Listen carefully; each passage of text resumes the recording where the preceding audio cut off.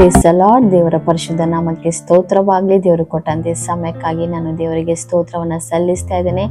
ಎಲ್ಲರೂ ಈ house of god ನಿರೀಕ್ಷೆ ನುಡಿ ಕಾರ್ಯಕ್ರಮಕ್ಕೆ ನಿಮ್ಮೆಲ್ಲರನ್ನ ನಾನು ಸ್ವಾಗತ ಮಾಡ್ತಾ ಇದ್ದೇನೆ. ಈ ದಿನದ ದೇವರ ವಾಕ್ಯ ಯೆಶಾಯ 45ನೇ ಅಧ್ಯಾಯ ಅದರ 2ನೇ ವಚನ. ಈ ವಚನವು ಹೀಗೆ ಹೇಳುತ್ತೆ: ನಾನು ನಿನ್ನ ಮುಂದೆ ಹೋಗಿ ದಿಣ್ಣೆಗಳನ್ನ ಸಮ ಮಾಡುವೆನು, ತಾಮ್ರದ ಕದಗಳನ್ನು ಒಡೆದು ಕಬ್ಬಿಣದ ಅಗುಳಿಗಳನ್ನು ಮುರಿದು ಬಿಡುವೆನು. Hallelujah, praise the Lord. ಪ್ರಿಯರೇ, ಈ ವಾಕ್ಯದಲ್ಲಿ ನಾವು ನೋಡುವಾಗ ದೇವರು ತಾನೇ ನಮ್ಮ ಮುಂದೆ ಹೋಗಿ ನಮಗೆ ಎದುರಾಗಿರುವಂತ ದಿಣ್ಣೆಗಳನ್ನ ಸಮ ಮಾಡುತ್ತೇನೆ ಎಂಬುದಾಗಿ ದೇವರು ಈ ದಿನದಲ್ಲಿ ನಮಗೆ ವಾಗ್ದಾನ ಮಾಡ್ತಾ ಇದ್ದಾನೆ. ಪ್ರಿಯರೇ, ಅಂದ್ರೆ ಯಾವುದು ದಿಣ್ಣೆಗಳು ಅಂದರೆ ಯಾವುದಕ್ಕೆ ಸಮಾನ ಬರುತ್ತೆ ಎಂಬುದಾಗಿ ನೋಡುವಾಗ ಅದು ನಮಗೆ ಒಂದು ರೀತಿಯಾದ ಕಷ್ಟಗಳಾಗಿರಬಹುದು, ಸಾಲಗಳಾಗಿರಬಹುದು, ರೋಗಗಳಾಗಿರಬಹುದು, ಕೊರತೆಗಳಾಗಿರಬಹುದು, ಯಾವುದೋ ಒಂದು ವಿಚಾರದಲ್ಲಿ ನಮ್ಮ ಕಣ್ಣು ಮುಂದೆ ಅದು ನಮಗೆ ತುಂಬಾನೇ ಚಿಂತೆಯನ್ನ ತಂದು ಹಾಕುವಂತ, ತುಂಬಾನೇ ಒಂದು ರೀತಿಯಾದ ಆತಂಕಕ್ಕೆ ಒಳಪಡಿಸುವಂತ, ಒಂದು ಬೆಟ್ಟದ ಹಾಗೆ ನಮಗೆ ತುಂಬಾ ಭಾರವಾಗಿರುವಂತ ಕೆಲವು ವಿಚಾರಗಳ ಬಗ್ಗೆ ನಾವು ಕುರಿತು ತುಂಬಾ ಆಲೋಚನೆ ಮಾಡುತ್ತೇವಲ್ವಾ. ಆ ಒಂದು ಕಾರ್ಯಗಳನ್ನ ಏನು ಸೂಚಿಸುತ್ತೆ ಎಂಬುದಾಗಿ ನೋಡುವಾಗ ಅದು ದಿಣ್ಣೆಗಳನ್ನ ಸೂಚಿಸುವಂತದ್ದಾಗಿದೆ. ಈ ರೀತಿಯಾದ ದಿಣ್ಣೆಗಳು ನಮ್ಮ ಪ್ರತಿಯೊಂದು ಜೀವಿತಗಳಲ್ಲಿ ಇರುವುದಾದರೆ, ನೀವು ಒಂದು ವೇಳೆ ಈ ದಿನದಲ್ಲಿ ಈ ರೀತಿಯಾಗಿ ಈ ಒಂದು ಕಾರ್ಯ ನನ್ನ ಮುಂದೆ ತುಂಬಾ ಬೆಟ್ಟದ ಹಾಗಿದೆ, ಇದನ್ನ ನನಗೆ ಹೊರುವುದಕ್ಕೆ ಆಗುತ್ತಿಲ್ಲ, ಇದು ನನಗೆ ತುಂಬಾ ಭಾರ ಅನಿಸ್ತಾ ಇದೆ ಎಂಬುದಾಗಿ ನೀವು ಈ ದಿನದಲ್ಲಿ ನೀವು ಆಲೋಚನೆ ಮಾಡ್ತಿರ್ಬೋದು. ಆದ್ರೆ ದೇವರು ನಿಮ್ಮೊಟ್ಟಿಗೆ ಈ ದಿನದಲ್ಲಿ ಮಾತನಾಡ್ತಿರುವಂತ ಮಾತು, ನಾನು ನಿನ್ನ ಮುಂದೆ ಹೋಗಿ ದಿಣ್ಣೆಗಳನ್ನ ಸಮ ಮಾಡುತ್ತೇನೆ ಎಂಬುದಾಗಿ. ಹಾಲೆಲೂಯಾ. ಬೇರೆ ಎಂತ ಒಂದು ಒಳ್ಳೆ ದೇವರಲ್ವಾ ನಮ್ಮ ದೇವರು.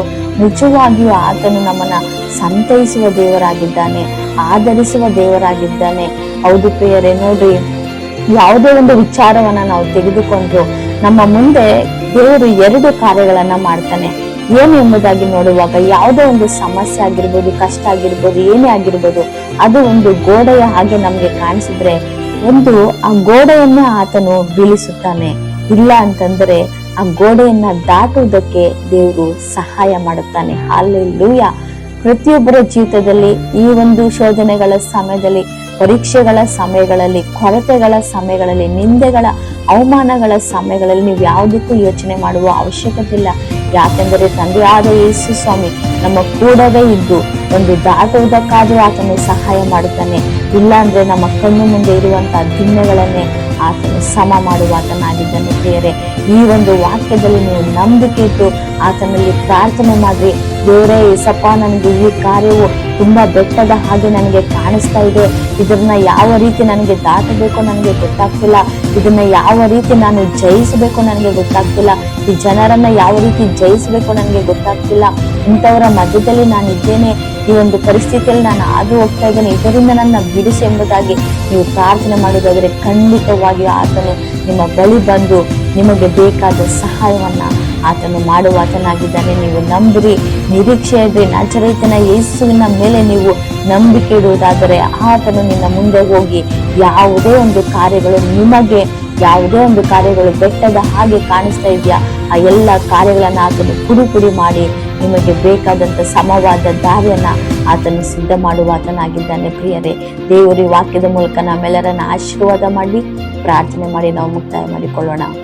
ಪರಿಶುದ್ಧನಾದ ದೇವರೇ, ಯೆಸಯ್ಯ, ನಿಮಗೆ ಸ್ತೋತ್ರವಾಗಲಿ. ಸ್ವಾಮಿ ಅಪ್ಪ, ಈ ದಿನದಲ್ಲಿ ಯಾರೆಲ್ಲ ದೇವರೇ ಈ ಪ್ರಾರ್ಥನೆಯಲ್ಲಿ ಏಕೀಭವಿಸಿದ್ದರ ದೇವರು ಅವರೆಲ್ಲರಿಗೋಸ್ಕರ ಸರ್ ನಮ್ಮ ಪ್ರಾರ್ಥನೆ ಮಾಡ್ತಾ ಇದ್ದೇನೆ ಅಪ್ಪ. ಹೌದು ತಂದೆ ದೇವರೇ, ಯಾವ ಒಂದು ಕಾರ್ಯ ಅವರ ಜೀವಿತದಲ್ಲಿ ಇದು ನನಗೆ ತುಂಬಾ ಬೆಟ್ಟದ ಹಾಗೆ ಇದೆ, ಈ ಒಂದು ಕಾರ್ಯ ನನಗೆ ತುಂಬಾ ಆಲೋಚನೆಗೆ, ಚಿಂತೆಗೆ ನನ್ನನ್ನು ಒಳಪಡಿಸ್ತಾ ಇದೆ ಎಂಬುದಾಗಿ ಆಲೋಚನೆ ಮಾಡ್ತಿದ್ದರು, ಆ ಎಲ್ಲ ಕಾರ್ಯಗಳು ಯೆಸಯ್ಯ ನಿನ್ನ ಮುಂದೆ ಒಪ್ಪಿಸಿಕೊಟ್ಟು ನಾವು ಪ್ರಾರ್ಥನೆ ಮಾಡ್ತಾ ಇದ್ದೇವೆ ಅಪ್ಪ. ದೇವರೇ, ಎಲ್ಲ ದಿಣ್ಣೆಗಳನ್ನ ದೇವರೇ ನಮ್ಮ ಮುಂದೆ ಹೋಗಿ ನೀನು ಸಮ ಮಾಡುವ ದೇವರಾಗಿದ್ಯಾ ಸ್ವಾಮಿ. ಎಲ್ಲ ಸಮಸ್ಯೆಗಳಾಗಿರ್ಬೋದು, ಏನೇ ಆಗಿರ್ಬೋದು ಸ್ವಾಮಿ ದೇವರೇ, ಅದೆಲ್ಲವನ್ನ ಸಮ ಮಾಡಿ ದೇವರೇ ನಿನ್ನ ನಾಮದಲ್ಲಿ ಯೆಸಯ್ಯ ಅಪ್ಪ ಒಂದು ಒಳ್ಳೆಯ ದಾರಿಯಲ್ಲಿ ನಡೆಯುವ ಹಾಗೆ ನೀವು ಸಹಾಯ ಮಾಡಬೇಕಾಗಿ ನಾನು ಪ್ರಾರ್ಥನೆ ಮಾಡ್ತಾ ಇದ್ದೇನೆ ದೇವರೇ. ಯೆಸಯ್ಯ, ನೀವು ಹಾಗೆ ಮಾಡಿರುವುದಕ್ಕಾಗಿ ಸ್ತೋತ್ರ. ನಜರೇತಿನ ಯೇಸುವೆ, ನಿನ್ನ ಅಧಿಕಾರವುಳ್ಳ ನಾಮದಲ್ಲಿ ಪ್ರಾರ್ಥಿಸಿ ಬೇಡಿ ಹೊಂದಿದ್ದೇವೆ ತಂದೆ, ಆಮೇನ್. ಪ್ರೇಸ್ ಲಾರ್ಡ್ ಪ್ರಿಯರೇ, ಈ ಒಂದು ಸಂದೇಶವು ಪ್ರತಿಯೊಬ್ಬರಿಗೆ ತಲುಪುವ ಹಾಗೆ ಇದನ್ನ ನೀವು ಲೈಕ್ ಮಾಡ್ರಿ, ಸಬ್ಸ್ಕ್ರೈಬ್ ಮಾಡ್ರಿ ಅಂಡ್ ಶೇರ್ ಮಾಡ್ರಿ. Thank you and praise lord.